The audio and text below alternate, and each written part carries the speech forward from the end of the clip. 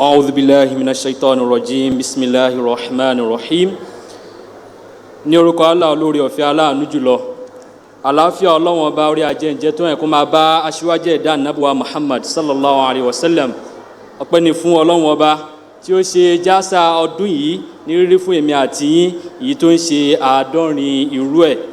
Ẹ jẹ́ n bẹ̀rẹ̀ àkọlé ìbánisọ̀rọ̀ mi, ìyẹn wà dámọ́ tó ń bẹ nínú àdúrà àwọn Khulafaa pẹ̀lú ìró ìdùnnú láti inú ọ̀rọ̀ Imam Mahdi alayhi salatu wasalam tí wọ́n ṣe ní ìlú Sialkot nínú ìwé lecture Sialkot tó lọ báyìí wípé ìbùkún mà ní fún àwọn tó wà nínú ìgbèkùn tí ṣíṣe àdúrà òṣù torí pé wọ́n á di ẹni ìtúsílẹ̀ lọ́jọ́ kan. Ìbùkún mà ní fún àwọn tó wà nínú sàárè tí wọn ò yé béèrè fún àánú àti àránṣẹ́ Ọlọ́run torí wọ́n á di ẹni tó borí kúrò nínú ipò ìsà òkú wọn.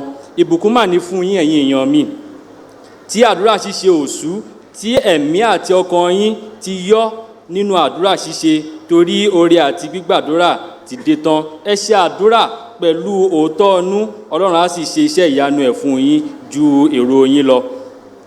Ẹwà àdámọ́ tó ń bẹ nínú àdúrà ṣíṣe lè farahàn láti ọ̀dọ̀ olúkálùkù wa, ṣùgbọ́n o ipò ìsúnmọ́ Ọlọ́run wa ló máa ṣe àdáyanrí iṣẹ́ náà. Fún ìdí èyí, àwọn ọ̀rọ̀ mi ò ń ṣe ìtàn lásán àbí àròyé lásán, bí kò ṣe ìgbé ara ẹni yẹ̀wò láti mọ ipò ìgbàgbọ́ wa àti ọ̀nà ìtẹ̀síwájú. Bákan náà, àwọn àṣírí àdúrà gbígbà gẹ́gẹ́ bí ó ṣe fẹsẹ̀ rinlẹ̀ dáadáa nínú ọ̀rọ̀ Ànábì wa Muhammad sallallahu alayhi wa sallam wípé ẹni tó bá jẹ́ titi Ọlọ́run ọba náà yóò jẹ́ tirẹ̀, yóò di etí èyí tí ó fi ń gbọ́rọ̀, yóò di ojú èyí tí ó fi ń ríran, yóò sì di ọwọ́ èyí tí ó fi ń mú nǹkan, yóò sì di ẹsẹ̀ èyí tí ó fi ń rìn.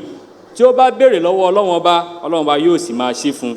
Nínú àwọn ọ̀rọ̀ Hazrat Khalifatu Masih al-Khamis Allah ta'ala bi nasrul aziz, wọ́n jẹ́ kó yé wa ní àwọn ọ̀rọ̀ wọn àti ìṣe wọn wípé kò sí ìlú tí mi ò kì í ṣàdúrà fún nínú ìròrí mi kí n tó sùn, lójú oorun àti lẹ́yìn ìgbà tí mo bá jí tán.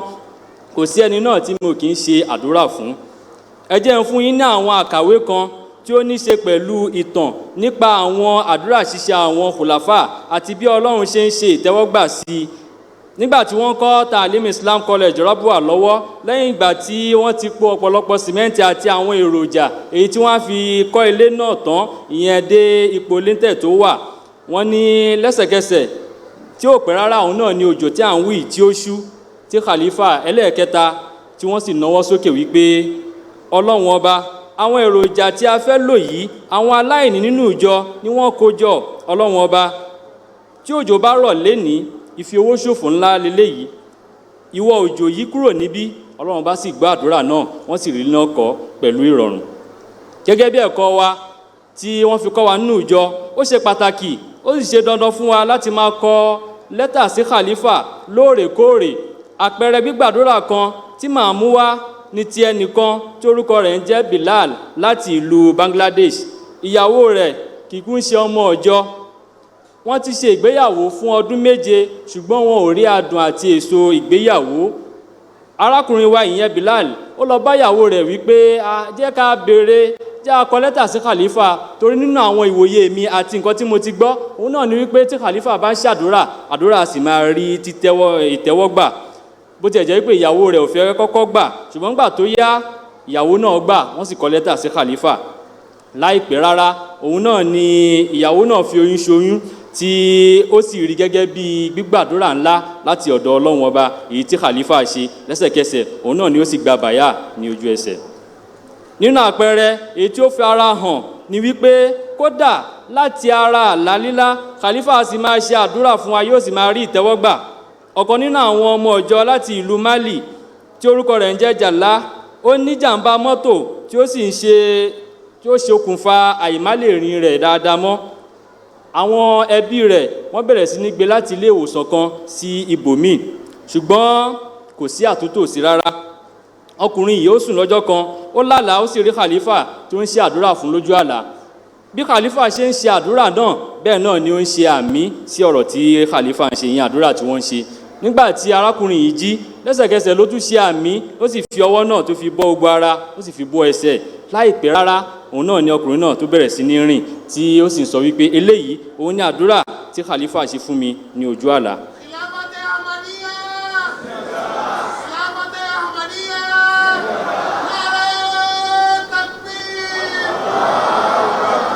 láìpẹ́ yìí khalifa kọ àwọn àdúrà kan fún wa láti máa ṣe fún ààbò àti ìtẹ̀síwájú dáadáa.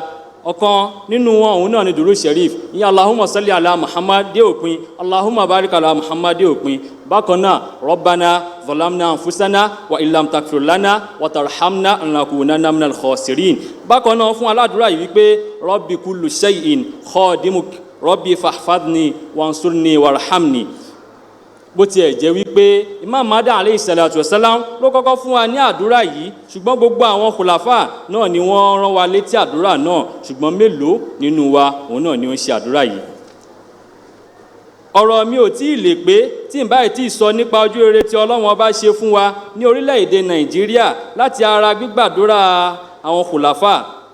ní àárín 100 ọdún tí ìjọ ti fi ẹsẹ̀ rinlẹ̀ lórílẹ̀-èdè Nàìjíríà, a ti ní àǹfààní láti gba àlejò Khulafaa 3 ọ̀tọ̀ọ̀tọ̀.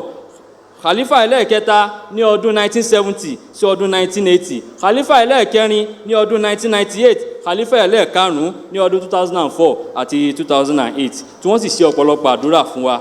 bó tiẹ̀ jẹ́ wípé nínú ìtàn ọdún 1916 ní ìjọ fi ẹsẹ̀ rinlẹ̀ lórílẹ̀-èdè Nàìjíríà, ṣùgbọ́n ọ̀pọ̀lọpọ̀ ìdojúkọ náà ni ìjọ ti rí, èyí tí ó ní ṣe pẹ̀lú ìpèníjà, èyí tó ní ṣe pẹ̀lú ìpínyà nínú ìjọ.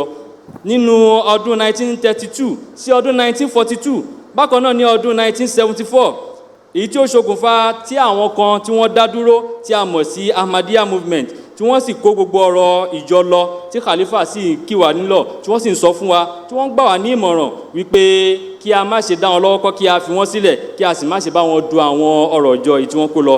Khalifa ṣe ọ̀pọ̀lọpọ̀ àdúrà fún wa, èyí tí ó bí ọ̀pọ̀lọpọ̀ ọ̀rọ̀ fún wa, àìmọye mọ́ṣáláṣí, àìmọye iléèwé, àìmọye iléèwòsàn tí Ọlọ́run bá ti ṣe fún wa. bákan náà gẹ́gẹ́ bá ti mọ̀, ní oṣù méjì sẹ́yìn òun náà ni a ṣí iléèwé wa kan, Masrur Technical College.